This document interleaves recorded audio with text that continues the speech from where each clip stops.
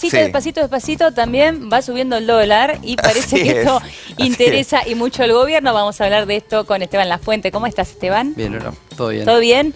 Muy bien. A ver, ¿qué pasa con el dólar? Es como vos comentabas, ayer abrió la semana el dólar en alza, una alza de entre 5 o 10 centavos en la cotización minorista y mayorista. En realidad hubo versiones en el inicio de la semana de que el Banco Central intervendría para comprar el exceso de divisas, como venimos hablando siempre, tanto por el blanqueo como por la toma de deuda y como por el ingreso de dólares del campo. Hay una sobreabundancia de divisas en el mercado. Lo que se hablaba es que el Banco Central intervendría para comprar ese exceso de divisas, recortar un poco la oferta en el mercado y eso empujaría un poco la cotización.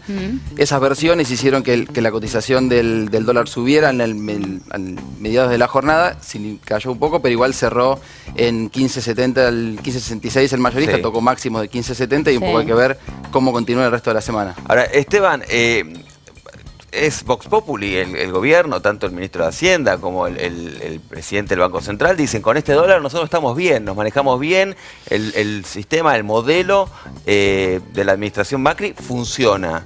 ¿Eso cambió o no cambió? Oficialmente, tanto del Banco Central como de Hacienda, ellos, como bien decís vos, plantean que el dólar es competitivo, que está incluso más competitivo que el que ellos recibieron en 2015. Sin embargo, hay alertas. Si vos mirás la cotización las economías regionales no están contentas, por ejemplo, los exportadores tampoco. Exacto. ¿No? Si vos mirás la cotización del dólar mayorista a principios de marzo del año pasado, es aún más alta que el número que muestra hoy. Entonces, con una inflación local acumulada de más del 35%, está hablando de que el dólar no se movió al ritmo que el resto de los precios. Es un signo de alerta para el gobierno, para las economías regionales y para los exportadores, y también para los industriales que dependen de, por un lado, conseguir insumos al exterior, que tal vez ese tipo de cambio es más competitivo, pero también pensando en exportar su producción al exterior. ¿Existe un tipo de cambio ideal? ¿Cuál sería el ideal para que estén contentos los exportadores, estén contentas las economías regionales, estemos contentos los ciudadanos comunes? Le acabo de ver la cara, le acabo de meter un brete. Depende con quién hables, porque los industriales van a pedir un dólar más alto para ser más competitivos y exportar. Tal vez los importadores, viste que hay también muchos reclamos de sindicalistas por las importaciones, ellos ven tal vez un tipo de cambio más bajo para ser justamente más competitivos y que lo que importan sea más barato, digamos. Eso depende con quién hables. Lo cierto es que con este gran ingreso de divisas por el blanqueo, que va a superar los 100.000 millones de dólares, la toma de deuda y después, sobre todo en este y la cosecha gruesa, que ahora es un ingreso enorme. También es difícil para el gobierno apostar por una devaluación porque es tanto el ingreso de dólares que es complicado apostar una devaluación y que por otro lado ajustar el tipo de cambio implica un traslado a precios que en un año electoral también es políticamente difícil. Bueno, hoy se supo que no se va a extender el blanqueo, para lo cual eso, para quienes quieren un dólar un tanto más caro, es una buena noticia, porque eso de alguna manera reduce el ingreso de, dólares al mercado local, digamos. Era una versión que estaba circulando de que se extendería unos meses más porque contadores o mismo gente interesada en aumentar ese flujo, tal vez por los plazos, ¿no? Que hay inversores que esperaron hasta el último momento para traer su dinero a blanquear. El plazo se acortaba, entonces pedían al gobierno algún tipo de mecanismo como para extenderlo. Finalmente eso no ocurre. Eso es complicado también porque hay que hacerlo por ley. Es una ley, la del blanqueo, que establecía un plazo límite.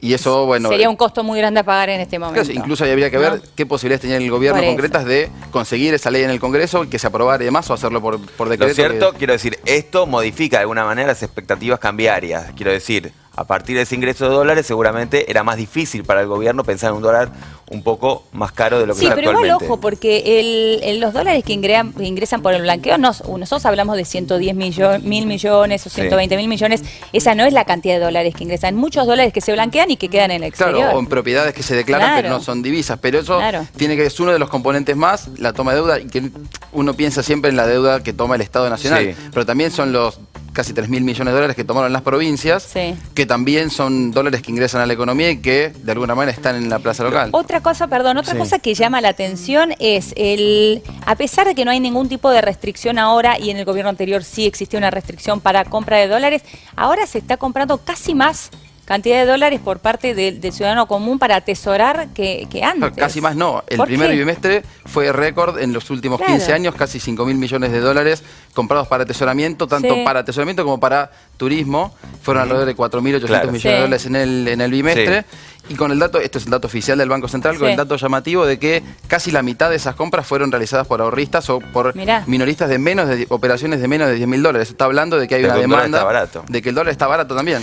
Antes de seguir, vamos a hablar del ranking Forbes. No estoy, yo estaba buscando a ver si aparecía y no, lamentablemente. No estoy, por un pelito. Quería preguntarte respecto de la toma de deuda, recién hablabas, ¿no? De muchos gobernadores que incluso también lo hacen. Escuchaba en estos días a López Murphy que decía que el gobierno nacional pueda tomar deuda, no quiere decir que deba hacerlo. ¿Es preocupante la toma de deuda? Lo que dice en el gobierno es que está preocupado y que ellos ya tienen una meta de que cómo se mide el peso de la deuda es siempre sobre el PBI.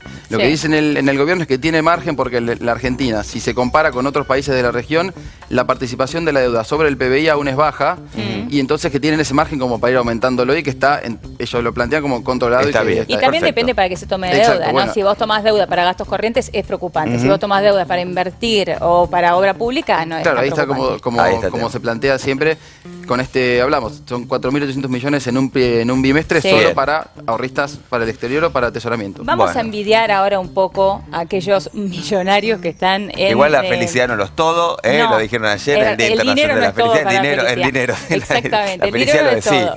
No lo es todo, pero hablamos de millones y millones que a mí no me entran en la cabeza, no sé contar hasta tanto. Bueno, es el listado que habitualmente realiza la revista Forbes, que este año nuevamente, o sea, él estuvo encabezado por un abonado ya Bill Gates, fundador de Microsoft, que sí hace tiempo que ya encabeza el número 1 del ranking. 4 de los primeros 5 multimillonarios son, el listado no tiene un límite en cantidad, sino en todos aquellos que tienen más de $1.000 millones. O sea, todos los que están ahí tienen más de $1.000 millones. Claro, todos los miles de personas que están en ese listado tienen más de $1.000 millones. Bill Gates es el número 1, Warren Buffett es el número 2. El único no estadounidense de los primeros 5 es Amancio Ortega, el dueño de Zara. Y ¿qué pasa con los argentinos? ¿Hay allí? Hubo 7 listados oficialmente. En ese listado tenemos a Bulgeroni, el empresario petrolero. Por supuesto. Tenemos a Marcos Galperín, el fundador de Mercado Libre. Son 7 oficialmente que no incluyen a los hermanos Gianfelice y Paolo Roca de Techint, porque aparecen en el listado como italo-argentinos, aparecen como italianos para la revista Forbes. Y por eso por eso son 7 y no 8 los argentinos en ese listado. Está Pérez Compán.